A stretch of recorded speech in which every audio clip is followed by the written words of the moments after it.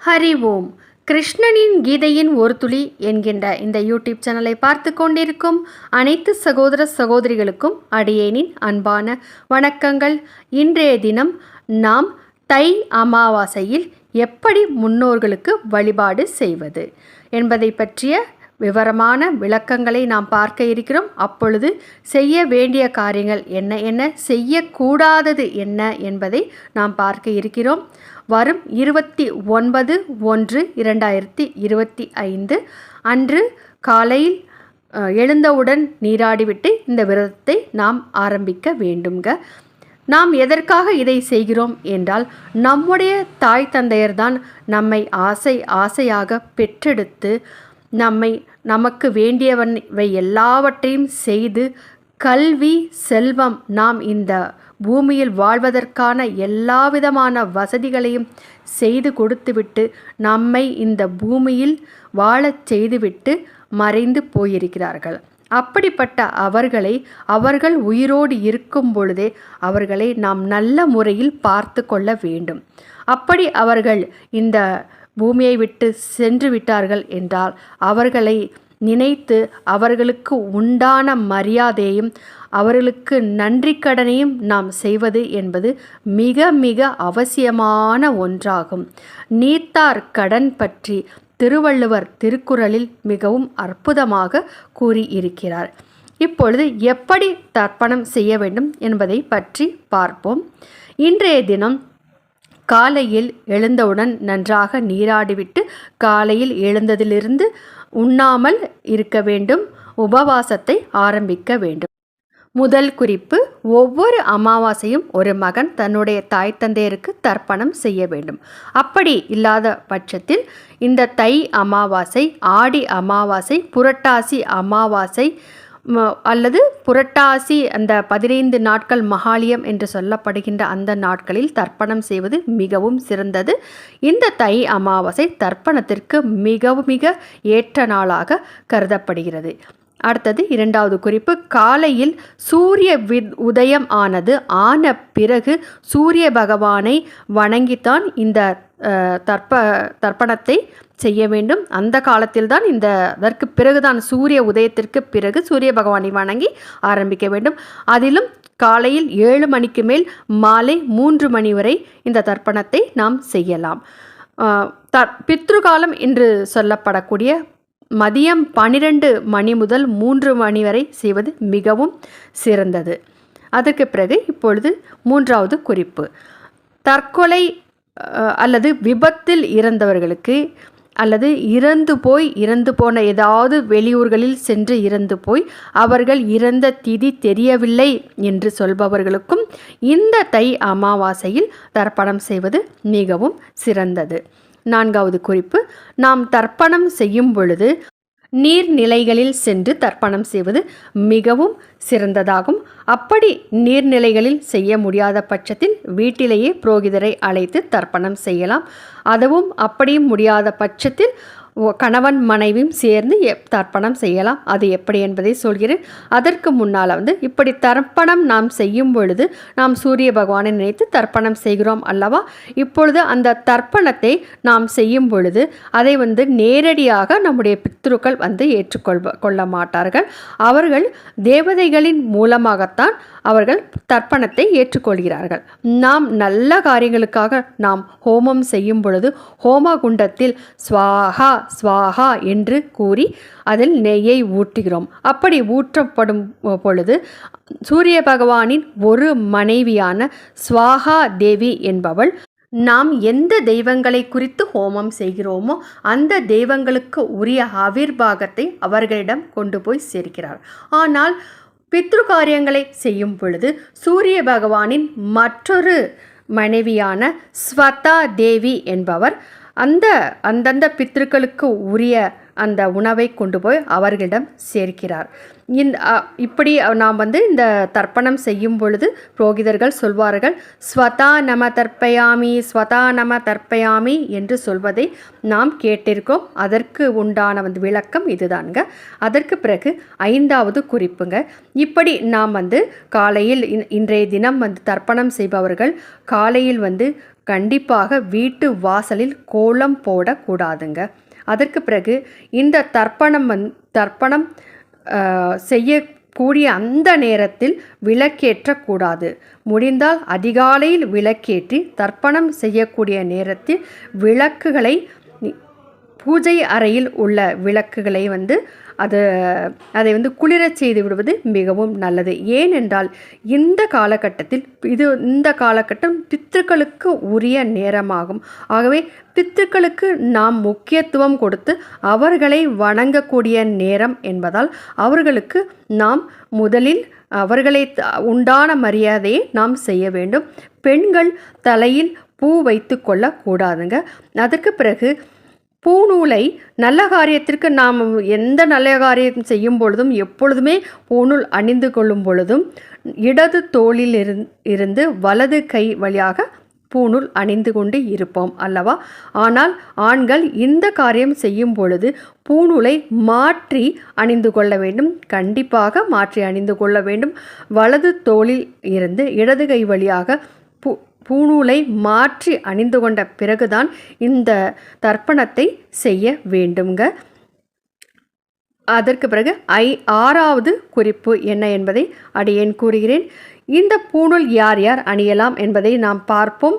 வேதியர், வேந்தர், வேளாளர், சூத்திரன், இப்படி எல்லா வர்ணத்தவரும், பகவத்கீதையில் கூறப்பட்டுள்ள எல்லா வர்ணத்தவர்களுக்கும் பூநூல் என்பது கண்டிப்பாக உண்டு. ஆகவே மனிதனாக பிறந்த எல்லோருமே பூநூல் அணிந்து கொண்டு தர்ப்பணம் செய்வது என்பது மிகவும் சிறந்தது. அதற்கு பிறகு 7வது குறிப்பு என்ன என்றால் மிகவும் முக்கியமான குறிப்பு. பலர் பூஜை அறைக்குள் தர்ப்பணம் செய்யலாம் என்று கூறுகிறார்கள். ஆனால் கண்டிப்பாக பூஜை அறைக்கு உள் இருந்து கொண்டு தர்ப்பணம் பித்ருக்களுக்கு செய்யக்கூடாது. பூஜை அறைக்கு வெளியில் இருந்து கொண்டுதான் செய்ய வேண்டும். வெளியில் என்றால் நீர்நிலைகளில் சென்று செய்வது மிகவும் சிறந்தது. ஆனால் அப்படி முடியாமல் அந்த நீர்நிலைகள் அருகில் இல்லை என்று சொல்பவர்கள் உங்களுடைய வீட்டிற்குள்ளேயே நீங்கள் தர்ப்பணம் செய்யலாம். ஆனால் ஹாலில் இருக்கும் இல்லையா, ஹாலில் இருந்து நீங்கள் அந்த தர்ப்பணத்தை கிழக்கு முகமாக நின்று கொண்டு செய்யலாம். இப்பொழுது 8வது குறிப்பு, எப்படி தர்ப்பணம் செய்ய வேண்டும் என்பதை பற்றி கூறுகிறேன். கணவனும் மனைவியும் சேர்ந்து கிழக்கு முகமாக நின்று கொண்டு சூரிய பகவானை பிரார்த்தித்து கொண்டு கணவன் கையில் கருப்பு எள்ளையும் தர்பையையும் கையில் வைத்து கொண்டு அந்த கீழே தங்களுடைய கைக்கு கீழே தர்ப்பண தண்ணீர் விழுவதற்காக ஒரு அகலமான பித்தளை அல்லது செம்பு பாத்திரத்தை வைத்து கொள்ள வேண்டும். இல்லாவிட்டால் தாம்பாளத்தட்டு, இப்படி இரண்டில் ஏதாவது ஒன்றை வைத்து கொண்டு கட்டை விரல் வழியாக வழிந்தோடும்படியாக நீரை ஊற்ற வேண்டும். மனைவி ஆனவள் கணவரின் வலது கையில் செம்பில் தண்ணீரை எடுத்துக்கொண்டு ஊற்ற அந்த நீரானது கணவனின் வலது கை கட்டை விரல் வழியாக வழிந்து அந்த தாம்பாளத்தில் விழுமாறு செய்ய வேண்டும். ஒரு சிலருடைய சம்பிரதாயத்தில் பெண்கள் இந்த நீரை ஊற்ற மாட்டார்கள். அப்படி இருக்கும் பட்சத்தில் ஆண்கள் தாங்களே இடது கையில் செம்பை வைத்து கொண்டு இந்த தண்ணீரை ஊற்றி தர்ப்பணம் செய்யலாம். இப்படி செய்வது மிகவும் சிறந்தது.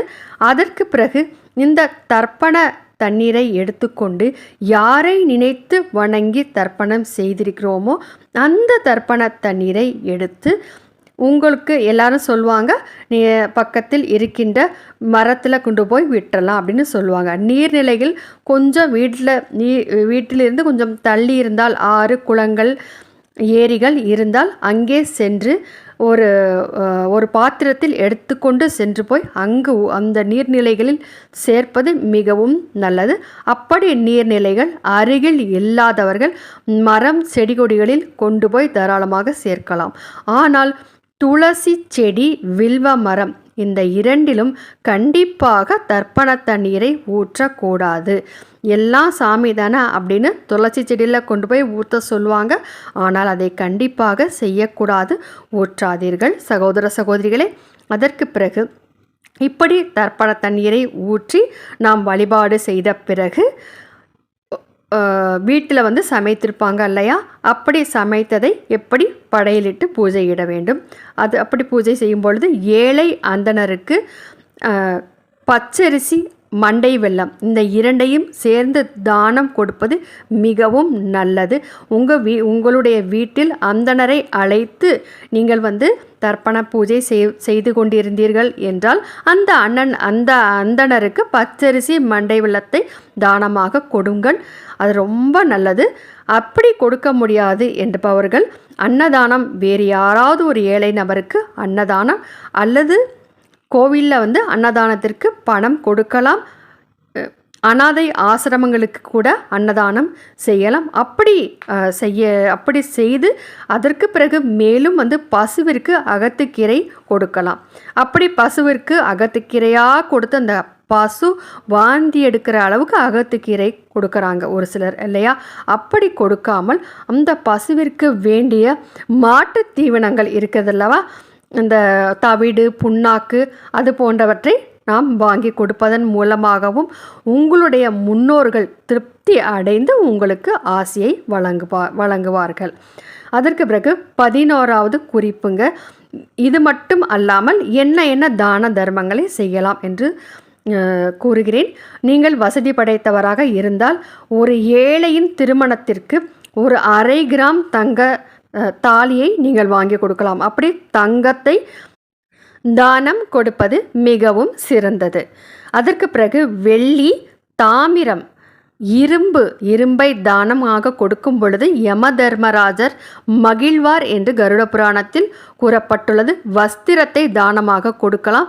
வஸ்திரம், போர்வை இருக்கு இல்லையா, ஏழையாக இருந்து ரோட்டில் படுத்துட்டு இருப்பாங்க இல்லையா, குளிருக்கு நடுங்கி கொண்டு, அப்படிப்பட்டவர்களுக்கு நீங்கள் வந்து வஸ்திரத்தை, ஒரு பெட்ஷீட் இருக்குல்ல, அந்த போர்வையை தானமாக கொடுப்பது, அவங்க நடந்து போகிறதுக்கு காலணி, செருப்பு வாங்கி கொடுக்கறது, குடை வாங்கி கொடுப்பது, விசிறி வாங்கி கொடுப்பது, இது போன்ற வகை விஷயங்களை எல்லாம் இன்றைய தினம் உங்களுடைய முன்னோர்களுக்காக நீங்கள் தானம் செய்தால் அவர்கள் வந்து மனப்பூர்வமாக உங்களை ஆசிர்வதிப்பார்கள் என்பது உண்மைங்க. அப்படிதான், அவ்வளோதான் சொல்ல முடியும்.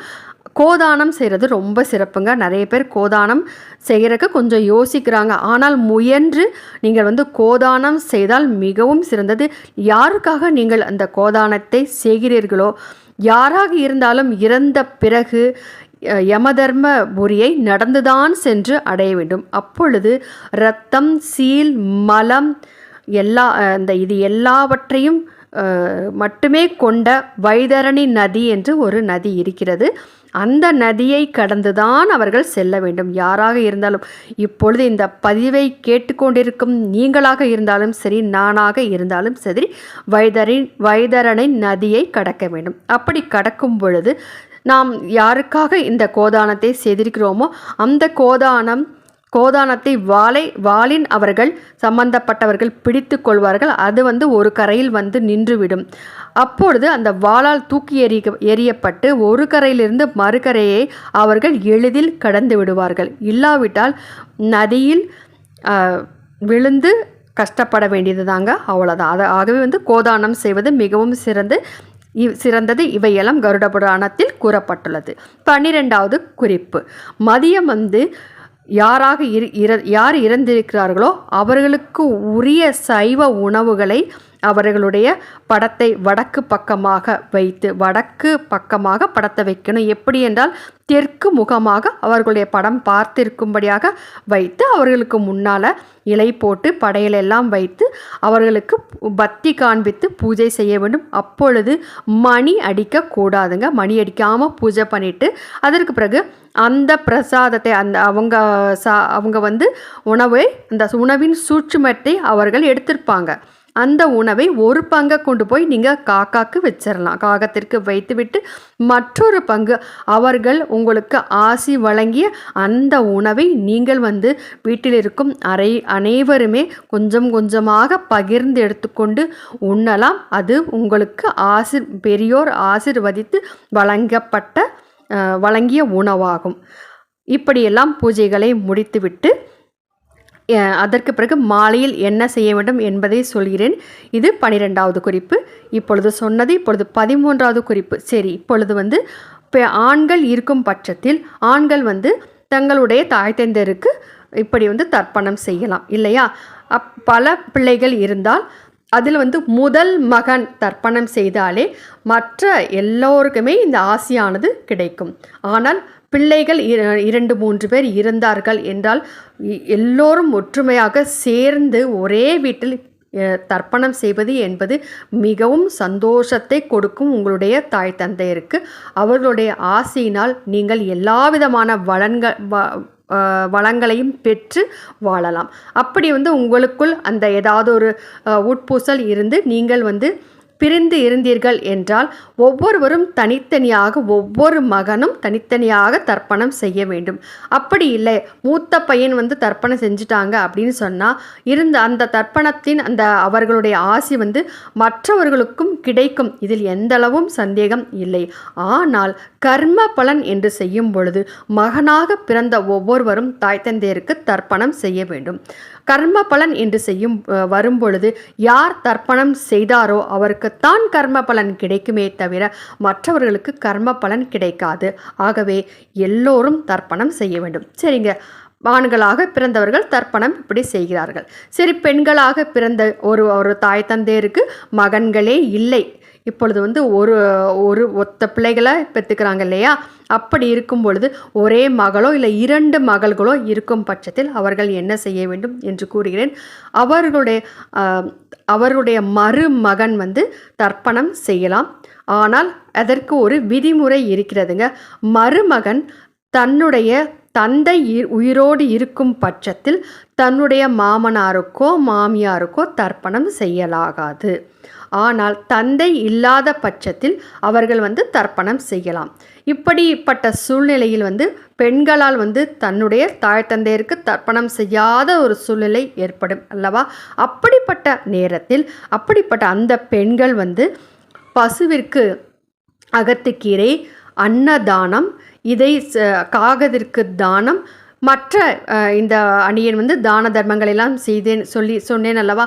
அந்த தான தர்மங்களை எல்லாம் செய்து மாலை நேரத்தில் கோவிலுக்கு சென்று, எந்த கோவில் பக்கத்தில் இருந்தாலும் சரி, சிவ ஆலயமாக இருந்தாலும் சரி, விஷ்ணு ஆலயமாக இருந்தாலும் சரி, நெய் தீபம் ஏற்றி வழிபாடு செய்துவிட்டு வந்தாலே அவர்களுக்கு அவர்களோட அந்த பலனானது உங்களுக்கு கண்டிப்பாக கிடைக்கும். ஆகவே அதை பற்றி நீங்கள் வந்து வருத்தம் கொள்ள வேண்டிய அவசியம் கிடையாது. அன்னதானம் உங்களுடைய தாய் தந்தையரை மனதில் நினைத்து ஏதாவது ஒரு நபருக்கு அன்னதானம் செய்துவிட்டாலே போதும். அதுவே உங்களுக்கு வந்து போதுமான ஒரு விஷயமாகும். அதனால் உங்களுக்கு கண்டிப்பாக பலன் கிடைக்கும். இப்படி காலையிலிருந்து மாலை வரை பூஜைகளை எல்லாம் முடித்துவிட்டு மாலையில் எல்லோருமே யாராக இருந்தாலும் சரி எல்லோருமே சிவ ஆலயங்களிலோ விஷ்ணு ஆலயங்களிலோ சென்று வழிபாடு செய்வது மிகவும் சிறந்தது. அதற்கு பிறகு உங்களுடைய வீட்டின் அருகில் இந்த அமாவாசை தினத்தில் சித்தர்களுடைய ஜீவசமாதி இருந்தால் அங்கு போய் வழிபாடு செய்வது என்பது மிகவும் சிறப்பு. ஏனென்றால் அந்த அமாவாசை பௌர்ணமி காலகட்டங்களில் அவர்களுடைய உயிர் சக்தியானது மேலெழும்பி இருக்கும். அந்த நேரத்தில் நீங்கள் எப்பொழுதுமே எந்த அமாவாசை பௌர்ணமியாக இருந்தாலும் சரி சித்தர்கள் ஜீவசமாதிக்கு சென்று வழிபாடு செய்யும் பொழுது உங்களுக்கு வந்து கண்டிப்பாக அந்த நேர்மறை சக்திகளை நீங்கள் கிரகித்து கொள்ள முடியும். அதனால் வந்து உங்களுக்கு எல்லா விதமான பிரச்சனைகளையும் சமாளிக்கக்கூடிய சக்தி, மன தைரியம், உடல் தைரியம், உடல் வலிமை, ஆரோக்கியம் எல்லாமே கிடைக்கும். ஆகவே இப்படி வந்து நீங்கள் வந்து நமக்கு இறைவன் அருளி செய்த இந்த நன்னாளில் நம்முடைய பெற்றோர்களுக்கு நாம் சரியான முறையில் என்ன செய்ய வேண்டுமோ அதை வந்து நம் இந்துக்களாக பிறந்த அனைவருமே செய்து அவர்களுடைய ஆசிகளை பெற்று மகிழ்வோம் என்று கூறிக்கொள்கிறேன். இன்னொரு முக்கியமான விஷயத்தை அடியேன் உங்களிடம் பகிர்ந்து கொள்கிறேன். நாம் நம்முடைய செல்ல பிராணிகளுக்கும் தர்ப்பணம் செய்யலாம்ங்க. ஆனால் அதற்கு உகந்த நாள் இந்த தை அமாவாசை கிடையாது. நாம் கிளி, நாய் போன்ற செல்லப்பிராணிகளை வளர்த்திருந்தால் அவர்களுக்கும் தர்ப்பணம் செய்யலாம். அது வந்து புரட்டாசி மகாலயம் என்று சொல்லப்படக்கூடிய அந்த 15 தினங்களில் அவர்களுக்கு நாம் தர்ப்பணம் செய்து கொள்ளலாம். இப்பொழுது செய்யக்கூடாது.